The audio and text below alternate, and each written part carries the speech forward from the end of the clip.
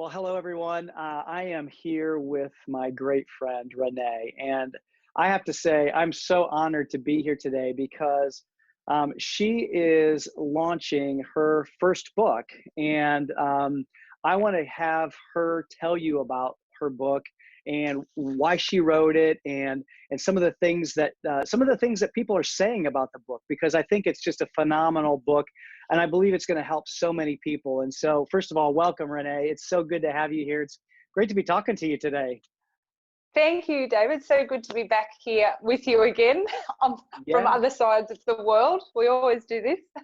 I know. It's always we are always kind of talking about how I have to go into the future to talk with her because she's in Australia and I'm in the States. So it's kind of a fun little joke, but I love it. I'm grateful that we've had a chance to connect today. And why don't you tell people a little bit about your story and how you came to write this book? And actually tell the name of the book. I think it's Scars Are Beautiful. Did I get that right?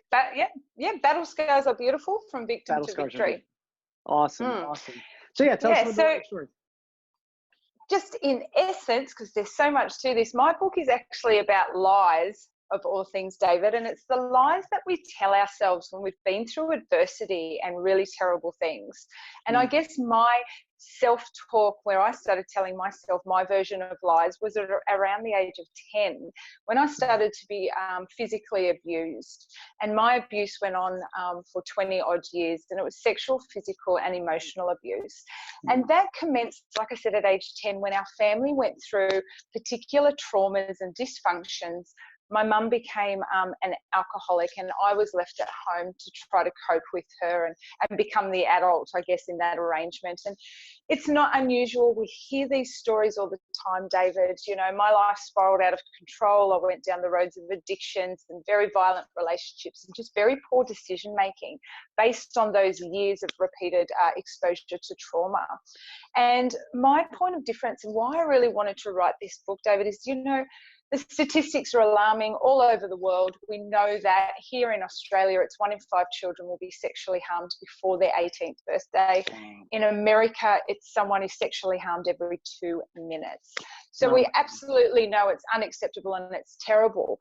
And always on my heart, I really want to write this story because my I guess healing journey began at age 26. I'd just given birth to my beautiful daughter, and I looked down at her and I was like, you will not experience the same thing that I did. I did not want her to even have a taste of anything even close to what I experienced. And I really started digging deep and went on that soul journey of really finding out, how do I get through this cloud that hung over me all the time of feeling worthless and unlovable and dirty and just bad.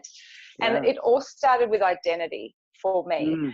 And identity, until we know who we are, what we're put on this earth to do, what our calling is, and really who we are in here, we do wander lost and alone. And for me, that's where it started. And that was really another, 25 years of healing and understanding. I went to university, I got formal qualifications.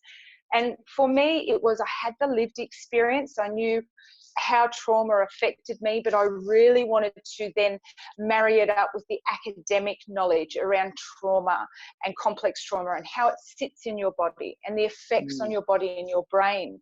Because I really still didn't grasp why I made decisions to continue to enter into abusive relationships. You'd think I would have run away. Why was I drawn to? And it was because my functionality and the way that I thought was just so impaired. It was just so broken. I'd never had a role model of what healthy looked like. So my publisher found me about a year ago. He heard about my story through a mutual friend and just sort of rang me up and said, why is your story going to be different to anybody else's, Renee? Yeah. My story is different, David, because the reason it's called From Victim to Victory is I really don't like that word victim. I was a victim when I was going through those incidences of abuse, but I'm very much a survivor. I've come through it and out the other side. And the part in the book that I think I'm most proud of, that I know I'm most proud of, is really sharing how I got through those decades of abuse. How did I change my thinking? How did I change my behavior? Where did I start? What was Yeah. important? What were the keys to Yeah. coming through that? And I share that very, very openly. I share my failings. Yeah. I expose myself wholeheartedly and very vulnerable, because I think unless we really tear down those layers of who we are on the outside, so people can really see on the inside so they can relate, that's where I think the true healing lies. And that's what I've done in this book. I've really broken it down, and I've shared how I got through it, to have my own business, to be talking to people like you know, to be a speaker and an author, and to now be a child abuse prevention advocate. And I'm very much driven by that now, by my learning. So that was how we've come to be at this point now, and it's really, really exciting. That's fantastic. So it sounds like the book is a lot of how you got through things, and the steps that you took, and perhaps the steps that others could take too. Was there like a turning point in your life that like you just like had to, like there was something that made you just start going the different direction? How, like talk about that a little bit. What was that turning point like? Yeah, look, and this is why there were so many dark moments as a young adult, is I always knew inside of me that there was more. I just never knew how to get there.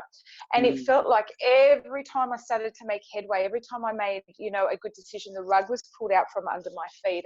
And that actually resulted into suicide attempts when I was 17 and 19. Now, I talk about the birth of my daughter as that real moment where, you know, I had, like I said, I'd tried many times to turn the right way or make a good decision, but it just always fell apart. When I had her, I refused to allow, you know, the failings to keep me down. I refused to even think for one moment, oh, but what if it doesn't work? And, oh, this is scary. It's almost like the fear was still there, but it no longer controlled my decision making. She was the motivation that I had to do whatever it takes, walk across hot coals, swim across oceans, whatever it was going to take. I knew I had to sort it out for her. And my real, the moment where I thought, yes, I need to find out how I do this now, is I actually went into a church of all places. I hadn't been an avid churchgoer before, but David, I had tried everything else you could imagine, to heal myself and to find answers. And now I had this little girl I was responsible for. So I literally just opened up a phone book, walked into the local church that Sunday with my little baby girl, and there were survivors talking about their healing journey. 4 women. They were on the platform. It was a very, very big church, 3,000 people at least there that day. And it was lady after lady sharing her journey through prostitution and addiction and, you know, really, really difficult, I guess, pathways to where they were. And they were now healed, whole, functioning. Some were pastors. Other people had their own businesses. And I just remember sitting there going, but you don't talk about this stuff. Why are they sharing what they've been through? This is disgusting. This is, because they were the words that I had been told my whole life. You're disgusting. You're bad. This is your fault. And all of a sudden the light went on for me, and I was like, maybe that's actually not accurate. Maybe if they can share and get through it, maybe I can too. And I went and spoke to a pastor.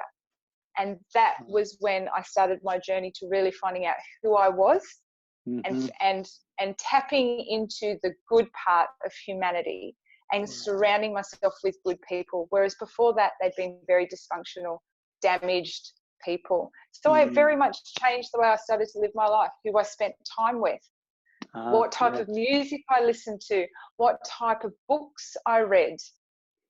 And I started to purge the bad and really fill myself up with the good, and everything changed.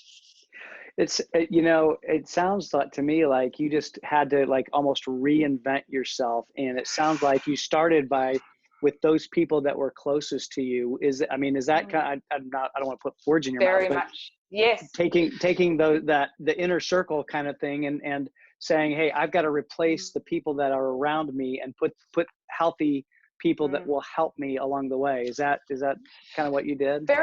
Very much so. And I worked in child protection for a long time, David, and I still help quite a few people in my world that have quite significant mental health issues. And there was many years that I was very lonely, but it was a good lonely. And what I mean by that is throughout my entire life, I had been lonely.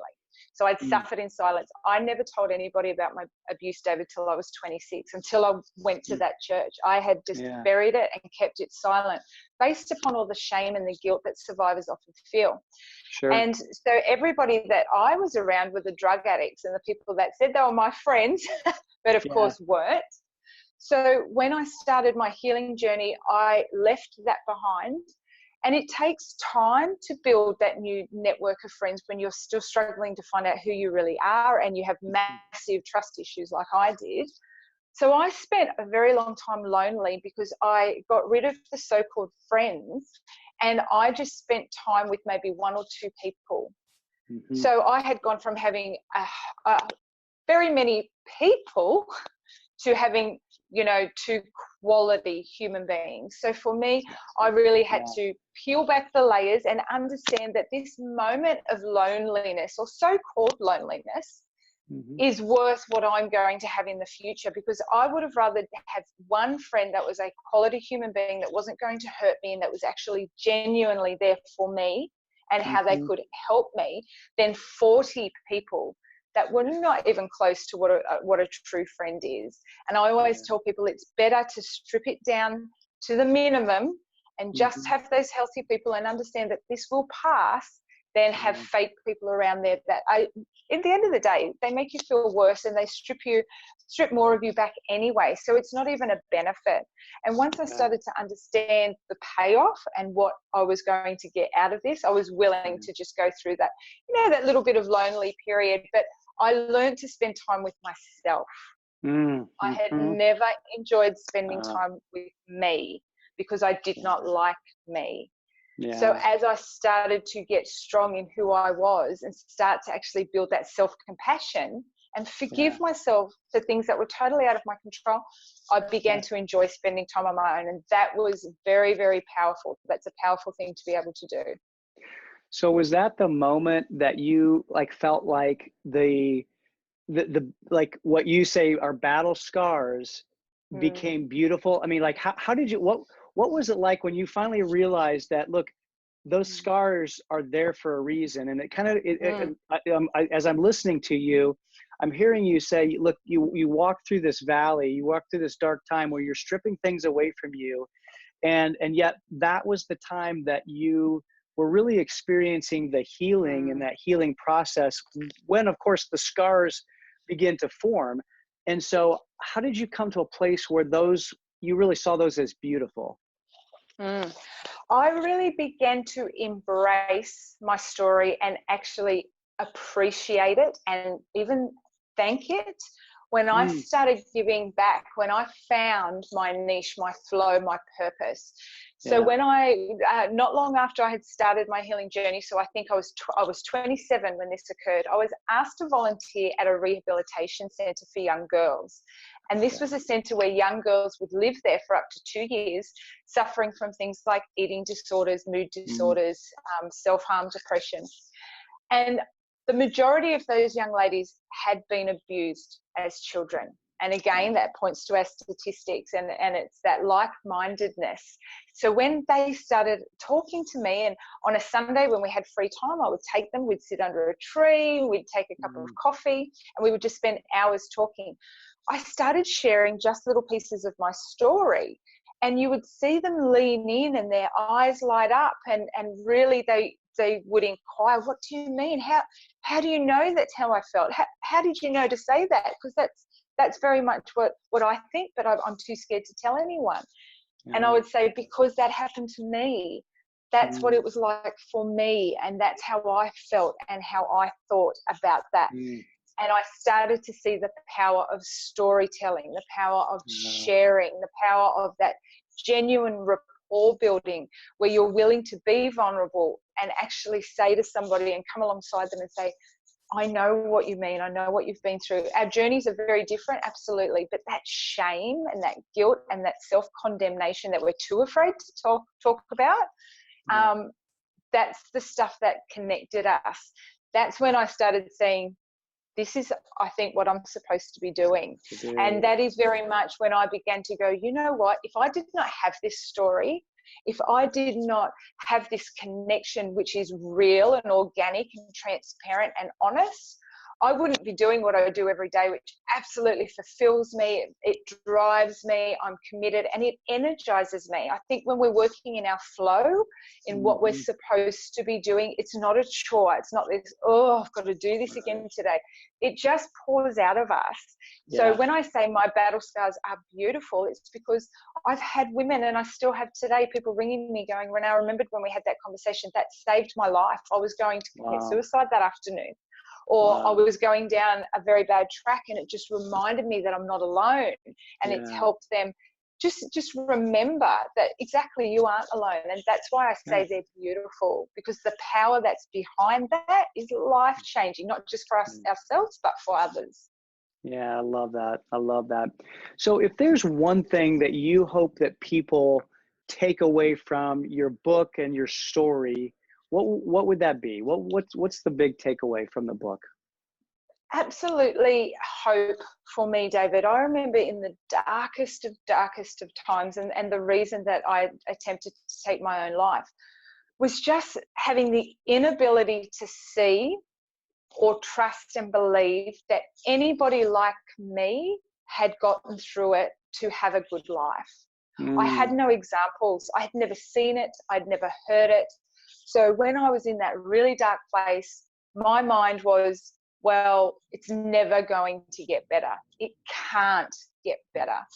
Well, I'm here to say it absolutely can get better. From the darkest, hardest, most painful moments, it can change. It's all about knowing where to start, though. And there's just so many people out there who do feel alone. And it's very much my message, and what I want people to really take away is, please understand you're not alone. I'm here in Australia, but there are services all over the world with trained professionals. It's not what it used to be. Now it's out in the open. Now there's people wanting to come alongside and help you that are just as passionate as I am. And I very much act as a conduit for women overseas. I speak to women in Russia, in Spain, and in Italy, and in the States. And I very much connect them when they don't know where to go with the right service to the right person. So I just want people to know that they're not alone, and that we are out there to help you. That come to us, we'll help you, we'll connect you, we'll love on you, and you absolutely can get through it. Awesome. Awesome. So it's a message of hope, and it's a message that you can get through it. And even if you're in a really dark place, you can get through it. I know one of the things that we talked about before we started rolling here was some of the things that you're doing. I know we're talking about the book and the launch of the book, but talk about some of the things that you've been doing in your business, in your work, to be able to create community for these women who have gone through these kinds of experiences, and that you're doing what you're doing to help. Sure. So for those who don't know, I'm also an online coach and mentor to female survivors of child abuse and domestic violence. So I recently finished a masterclass, which is what David's referring to, and it was an intimacy masterclass. And it was for women who, that were married, had very functioning relationships and careers, they'd had children, they were in a good place. But there were still barriers to intimacy with their partners and with themselves.